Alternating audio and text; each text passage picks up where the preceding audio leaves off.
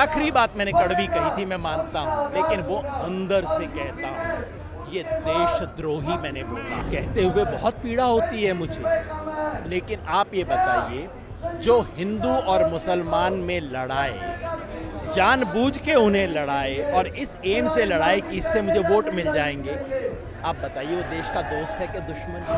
भड़काने का काम बीजेपी ने किया और उस पर आंख मूंदने का काम अखिलेश ने किया। दोनों की जिम्मेवारी बनती है। हमने लोगों को सिर्फ इतना कहा कि हम नहीं कहते किसे वोट दीजिए, आप जिसको मर्जी दीजिए, बस ये किसान विरोधी बीजेपी को वोट मत दीजिए। हमने अपनी लिमिटेड बात कही। किसान एकता, भारत माता की।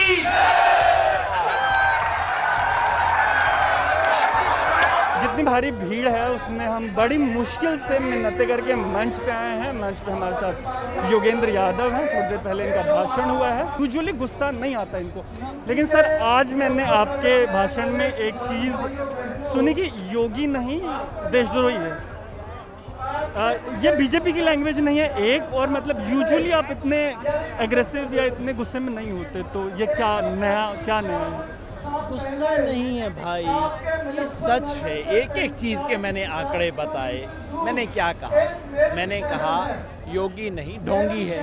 ढोंगी क्यों है? क्योंकि इन्होंने क्लेम किया कि हमने 86 लाख फार्मर्स को लोन वेवर कर दिया। बाद में जब इनसे आरटीआई में पूछा गया तो पता लगा 44 पॉइंट समथिंग निकले। अब ढोंग है कि नहीं है? सरकार के अपने डेटा है, मेरे नहीं है।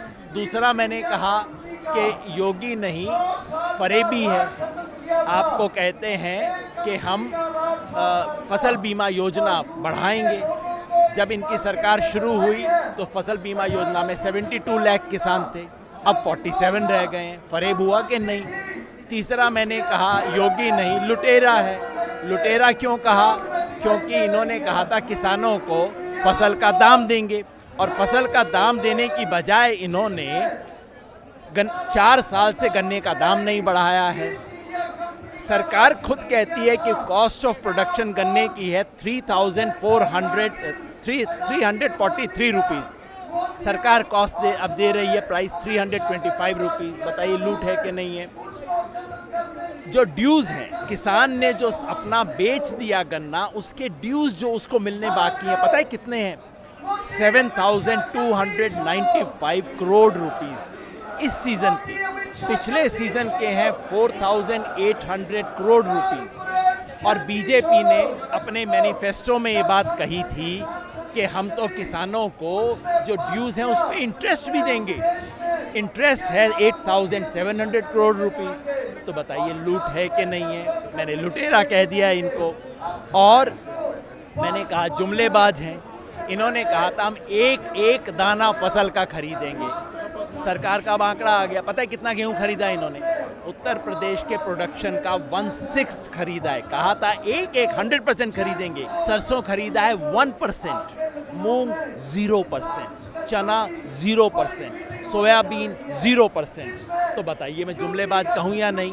और आखिरी बात मैंने कड़वी कही थी, मैं मानता हूँ, लेकिन वो अंदर से कहता हूँ, ये देशद्रोही मैंने बोला। आप पॉलिटिकल करेक्टनेस के लिए जाने जाते हैं, और यही मैं आपसे पूछना चाह रहा हूँ कि एक सिटिंग चीफ मिनिस्टर को देशद्रोही बुलाना पॉलिटिकली करेक्ट है? कहते हुए बहुत पीड़ा होती है मुझे, लेकिन आप ये बताइए, जो हिंदू और मुसलमान में लड़ाए, जानबूझ के उन्हें लड़ाए और इस एम से लड़ाए कि इससे मुझे वोट मिल जाएंगे, आप बताइए वो देश का दोस्त है कि दुश्मन है? जो मुजफ्फरनगर में इन्होंने किया और उसके बाद से जो किया है, इस देश में जो हिंदू मुसलमान में जानबूझ के हेट्रेड फैलाए, वायलेंस फैलाए, वो इस देश का दुश्मन है। They should be tried under sedition. This is treason. Treason को हिंदी में देशद्रोह बोलते हैं। वही मैं कह रहा हूँ मेरे भाई। ठीक है। मेरा एक सवाल ये है कि जब भी 2013 के दंगों की बात आती है, तो ये बात रिपीटेडली कही जाती है कि जब कभी भी बीजेपी के डिस्पेंसेशन में राइट्स होते हैं तो मतलब एट्रीब्यूट किया जाता है वहाँ के चीफ मिनिस्टर को। तब अखिलेश यादव की सरकार थी, कॉन्स्टिट्यूशन कहता है law and order is subject to state, police इनकी थी, केंद्र में कांग्रेस की सरकार थी। फिर भी जब कम्युनलाइज करने की बात आती है तो बीजेपी की बात आखिर क्यों और कैसे आ जाती है? दोनों बातें सही है ना। कम्युनलाइज इन्होंने किया, कोई छुपी हुई बात भड़काने का काम बीजेपी ने किया और उस पे आंख मूंदने का काम अखिलेश ने किया। दोनों की जिम्मेवारी बनती है। दंगा करवाने वाला जिम्मेवार है और दंगा होने देने वाला जिम्मेवार है। तो मैं इन दोनों में से एक को चूज क्यों करूं? मैं अखिलेश को भी जिम्मेवार। और सवाल यहाँ पे आता है सर कि फिर तो ये मतलब दो सवाल हैं। पहला तो ये एक किस्म का लूप बन गया है। पिछले 7 साल में आप एग्जाम्पल्स दे के बताएं कि कब प्रोटेस्टर सड़क पे उतरे और सरकार ने उनकी सुन ली। दूसरा, जब अखिलेश भी प्रॉब्लमेटिक है, बीजेपी भी प्रॉब्लमेटिक है और मायावती राम राम कर रही हैं और ब्राह्मणों को ल्योर कर रही हैं, ऐसे सिचुएशन में जब आप लोग कोई पॉलिटिकल पार्टी का विकल्प नहीं देंगे तो क्या ऑप्शंस रह जाएंगे किसी वोटर के पास? देखिए, इस मंच से मेरा काम नहीं है लोगों को इलेक्टोरल विकल्प देना, है ना। वो मैं ज़रूर बात करूंगा, अलग से बात करूंगा और मैं पॉलिटिक्स को गंभीरता से लेता हूं। लेकिन किसान मोर्चा वो मंच नहीं है जहां से मैं इसकी बात करूंगा कि लोगों को किसे वोट देना चाहिए। जब हम गए वहां पे वेस्ट बंगाल गए तो हमने क्या कहा? हमने लोगों को सिर्फ इतना कहा कि हम नहीं कहते किसे वोट दीजिए, आप जिसको मर्जी दीजिए, बस ये किसान विरोधी बीजेपी को वोट मत दीजिए। हमने अपनी लिमिटेड बात कही। इससे वोटर का सारा दुविधा खत्म नहीं हो जाती, लेकिन वो हमारा अभी यहाँ पे हमारा वो काम नहीं है। हमारी लिमिटेशन है, हम उस पर काम करना चाहते हैं क्योंकि हम आज की तारीख में इलेक्टोरल पॉलिटिक्स का हिस्सा नहीं है और ये मंच उस काम के लिए नहीं है। मिशन उत्तर प्रदेश जो हमने आज घोषणा की है, ये उस चुनाव में क्या होगा 2022 का मिशन नहीं है, ये 2021 का मिशन है। अगले 4 महीने में हमें यहाँ क्या करना है उसका मिशन है, वो हम कर रहे हैं। जो मेरा पहला सवाल था कि एक लूप सा बन गया है ना, सरकार नीतियाँ बना देती है, कानून पास कर देती है, लोग सड़क पे होते हैं, कुछ नहीं बदलता। तो आखिर जो ये मतलब 1-1 साल तक प्रोटेस्ट चल रहा है, इनसे हासिल क्या हो रहा है इस लूप से? मेरे ख्याल से आपका सवाल बहुत अच्छा है। आपको ये सवाल इस देश के प्रधानमंत्री से पूछना चाहिए क्योंकि कोई भी लोकतंत्र लोकलाज पे चलता है ना। आँख की शर्म लोकतंत्र में होती है। भाई लोग कह रहे हैं तो मुझे माननी है उनकी बात।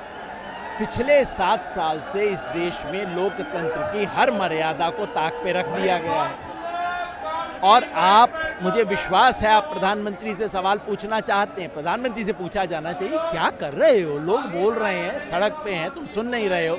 अनफॉर्चुनेटली प्रधानमंत्री ने प्रेस कॉन्फ्रेंस नहीं की। आई एम श्योर जब प्रेस कॉन्फ्रेंस करेंगे तो आप हिम्मत से सवाल पूछेंगे, लेकिन उससे पहले प्रेस कॉन्फ्रेंस तो करें ना प्रधानमंत्री इस देश के। कोई दुनिया की डेमोक्रेसी देखी है आपने जिसमें प्रधानमंत्री प्रेस कॉन्फ्रेंस नहीं करता? अरे ट्रम्प सब कुछ था, बदमाश था, बेवकूफ़ था, लेकिन वो भी प्रेस को फेस किया करता था। ये गजब लोकतंत्र इस देश में चल रहा है। मेरा आखिरी सवाल ये है कि जैसे सेकेंड वेव जब आई, दिल्ली नेशनल कैपिटल में लोगों को ऑक्सीजन नहीं मिली, बेड्स नहीं मिले, बेसिक ट्रीटमेंट की फैसिलिटीज़ नहीं मिली। यही हाल लगभग पूरे देश में था अगर हम अपवाद को छोड़ दे तो। उसके बावजूद जैसे आज की जो रैली है, मतलब हम लगभग एक तरीके से कोविड को पीछे छोड़ चुके हैं, विच मीन्स कि हमारे लिए मुद्दे बहुत ज़्यादा मैटर नहीं करते। मेरा सवाल ये है कि जब ये वोटर है आपका यहाँ पे जो अभी किसान है, आप अश्योर्ड हैं कि जब ये मतलब ईवीएम पे जो अंगूठे वाली आप बात कर रहे थे अपने भाषण में, तब ये हिंदू मुसलमान या मतलब जातियों में नहीं बटेगा? मतलब और अगर ये इसको लेके आप आश्वस्त हैं तो कौन सी चीज़ें जो आपको अश्योर करती हैं? आप अभी भी इसको सिर्फ और सिर्फ इलेक्शन के चश्मे से देख रहे हैं। हम हरियाणा में किसान सरकार का विरोध कर रहे हैं। हरियाणा में कौन सा इलेक्शन है? कोई इलेक्शन नहीं है। हम कर रहे हैं हरियाणा में सरकार का विरोध। हम अपने आंदोलन को गहरा करना चाहते हैं। कहीं इलेक्शन आ जाता है रास्ते में, कहीं इलेक्शन नहीं आता। हमारे लिए, मेरे लिए मिशन 2021 है। 2022 अभी मेरे लिए नहीं है, 22 आएगा तब हम देख लेंगे। फिलहाल 21 का मिशन है कि गाजीपुर से गाजीपुर तक, यानी कि जो गाजियाबाद वाला गाजीपुर है, वहाँ से वो जो बिहार के बॉर्डर वाला गाजीपुर है, वहाँ तक हम चाहते हैं कि हर गांव में मैसेज जाए, हर गांव के किसान घर में मैसेज जाए और लोग इसके ऊपर काम करें। वो होता है तो मेरा मिशन सफल हो गया। इलेक्शन देख लेंगे। तोड़ेंगे तो कैसे जोड़ेंगे? जैसे उनके पास तोड़ने के बड़े सारे हथियार, आप लोगों के पास जोड़ने के कौन से हथियार?